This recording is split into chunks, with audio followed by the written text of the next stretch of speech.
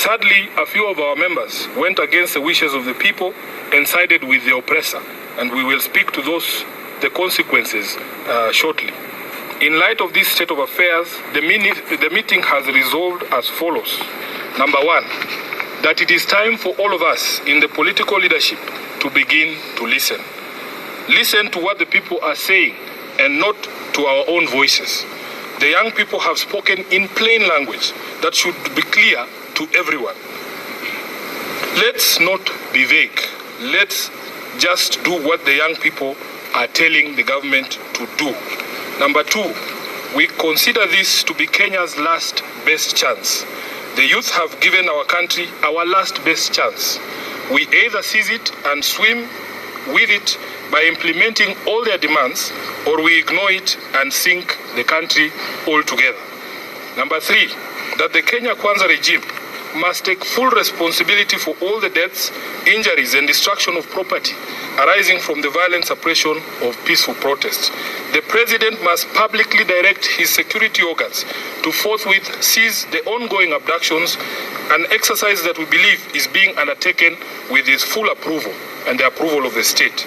He must account for and order the release of all detainees abducted by these security agencies. Number four, that the Independent Police Oversight Authority must expedite investigations into all these incidents, including allegations of mass murder by police in Githurai and in Rongai. We were shocked to watch the president claim on live television that only one life was lost. It tells you how out of touch with reality he is. Number five, that in our view, what happened on the 25th of June 2024 amounted to a vote of no confidence in the Ruto regime. It is clear that this fact is totally lost on Ruto. It is reflected in his petulant proposals on how we manage our economy following the rejection of his tax bill. Instead of focusing on cutting wastage, opulence, and corruption in his regime, he is hitting back at the Kenyan people with threats to cut funding for the judiciary and the county governments. Six, that the ODM party will support credible austerity measures in the executive and in parliament. These two institutions have been expressly indicted by the people as citadels of largesse and wastage. With fresh memory of the invasion of parliament and standing threats for occupation of the executive seat of power, these two institutions must have an honest introspection on their contribution to our current predicament and take measures to lessen the taxpayers' burden.